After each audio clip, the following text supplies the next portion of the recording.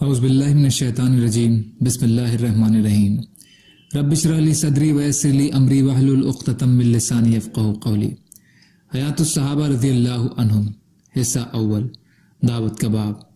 اللہ کی طرف دعوت دینے کی وجہ سے بہت زیادہ خوف برداشت کرنا۔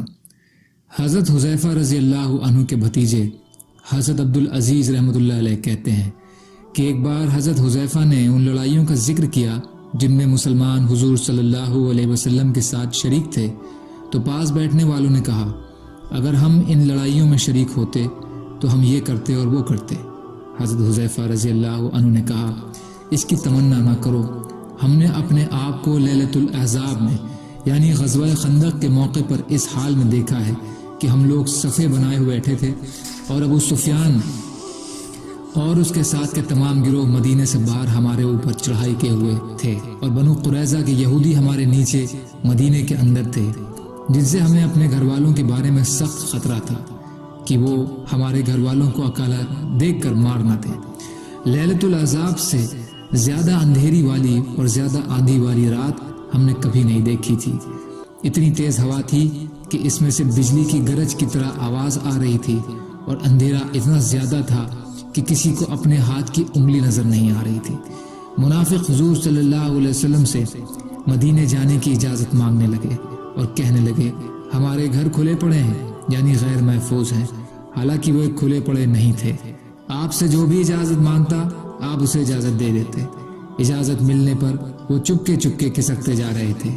ہماری تعداد لگ بھگ 300 تھی۔ حضور صلی اللہ علیہ وسلم ہم میں سے ایک آدمی کے پاس تشریف لائے، یہاں تک کہ آپ میرے پاس تشریف لائے اور میرے پاس نہ دشمن سے بچنے کا کوئی سامان تھا اور نہ سردی سے بچنے کا کوئی سامان، صرف میری بیوی کی ایک اونی چادر تھی جو مشکل سے میرے گھٹنے تک پہنچتی تھی، اس سے آگے نہیں جاتی تھی۔ جب آپ میرے پاس تشریف لائے تو میں گھٹنوں کے بل بیٹھا ہوا تھا۔ آپ نے فرمایا یہ کون ہے؟ میں نے کہا حذیفہ۔ آپ نے فرمایا حذیفہ؟ کیونکہ میں کھڑا نہیں ہونا چاہتا تھا اس وجہ سے میں زمین سے چپٹ گیا اور میں نے کہا جی ہاں اے اللہ کے رسول صلی اللہ علیہ وسلم۔ پھر آخر میں حضور صلی اللہ علیہ وسلم کو اپنے پاس کھڑا دیکھ کر کھڑا ہو ہی گیا۔ آپ نے فرمایا دشمن میں کوئی بات ہونے والی ہے، تم جا کر ان کی خبر لے کر میرے پاس آؤ۔ فرماتے ہیں اس وقت مجھے سب سے زیادہ ڈر لگ رہا تھا اور سب سے زیادہ سردی لگ رہی تھی، لیکن ارشاد کے پورا کرنے میں چل پڑا۔ آپ نے میرے لیے دعا فرمائی، اے اللہ اس کی آگے سے، پیچھے سے، دائیں سے، بائیں سے، اوپر سے اور نیچے سے ہر طرف سے حفاظت فرمائیے۔ اللہ کی قسم مجھ کو جتنا ڈر لگ رہا تھا اور جتنی سردی لگ رہی تھی وہ سب آپ کی دعا فرماتے ہی ایک دم ختم ہو گئی، اور مجھے نہ ڈر محسوس ہو رہا تھا اور نہ سردی۔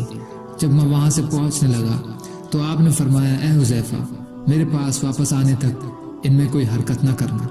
حذیفہ فرماتے ہیں میں چل دیا۔ جب میں دشمن کے فوج کے قریب پہنچا تو مجھے آگ کی روشنی نظر آئی اور ایک کالا بھاری بھرکم آدمی آگ پر ہاتھ سیک کر اپنے پہلو پر پھیر رہا تھا اور کہہ رہا تھا یہاں سے بھاگ چلو بھاگ چلو۔ میں اس سے پہلے ابو سفیان کو پہچانتا نہیں تھا۔ میرے دل میں خیال آیا کہ موقع اچھا ہے، میں اسے نپٹاتا چلوں، اس لیے میں نے اپنے ترکش میں سفید پر والا تیر نکال کر کمان میں رکھ لیا تاکہ آگ کی روشنی میں اس پر تیر چلا دوں۔ لیکن مجھے حضور صلی اللہ علیہ وسلم کا فرمان یاد آ گیا کہ میرے واپس آنے تک کوئی حرکت نہ کرنا، اس لیے میں رک گیا اور تیر ترکش میں واپس رکھ لیا۔ پھر میں ہمت کر کے فوج کے اندر گھس گیا تو لوگوں سے میرے سب سے زیادہ قریب بنو عامر تھے، وہ کہہ رہے تھے آل عامر بھاگ چلو بھاگ چلو، اب یہاں تمہارے ٹھہرنے کا گنجائش نہیں ہے۔ اور ان کی فوج میں سے تیز آندھی چل رہی تھی جو ان کی فوج میں سے ایک بالش باہر نہیں تھی۔ اللہ کی قسم میں خود پتھروں کی آواز سن رہا تھا جنہیں ہوا اڑا اڑا کر ان کے کجاووں اور بستروں پر پھینک رہی تھی۔ پھر میں حضور صلی اللہ علیہ وسلم کی طرف واپس چل پڑا۔ ابھی میں نے آدھا ہی راستہ طے کیا تھا یا اس کے قریب طے کیا تھا تو مجھے لگ بھگ 20 گھوڑ سوار امامہ باندھے ہوئے ملے۔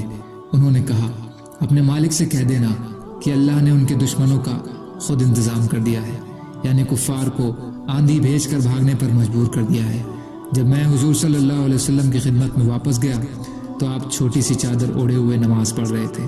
اللہ کی قسم واپس پہنچتے ہی سردی بھی واپس آ گئی اور میں سردی کے مارے کانپنے بھی لگا۔ حضور صلی اللہ علیہ وسلم نے نماز کی حالت میں میری طرف اشارہ کیا۔ میں آپ کے قریب چلا گیا۔ آپ نے چادر کا ایک کنارہ مجھ پر ڈال دیا۔ آپ کی یہ عادت تھی کہ جب بھی کوئی گھبراہٹ کی بات پیش آتی تو آپ نماز کی طرف متوجہ ہو جایا کرتے۔ میں نے نماز کے بعد آپ کو دشمنوں کی ساری بات بتائی اور میں نے آپ کو بتایا کہ میں انہیں اس حال میں چھوڑ کر آیا ہوں کہ وہ سب کوچ کر رہے ہیں۔ اس پر اللہ نے یہ آیتیں اتاری کہ اے ایمان والو، یاد کرو احسان اللہ کا اپنے اوپر، جب چڑھ آئی فوجیں تم پر، پھر بھیج دی ہم نے ان پر ہوا اور وہ فوجیں جو تم نہیں دیکھیں، اور اپنے اوپر لے لی اللہ نے مسلمانوں کی لڑائی، اور یہ اللہ زوراور اور زبردست ہے۔ بیہقی حصہ 9 پیج نمبر 148، بدایہ حصہ 4 پیج 114، کنز الاموال حصہ 5 پیج 279۔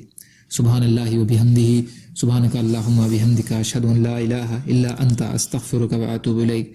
سبحان ربک رب العزۃ عما یصفون، وسلام علی المرسلین، والحمد للہ رب العالمین، برحمتک یا ارحم الراحمین، لا الہ الا اللہ محمد رسول اللہ۔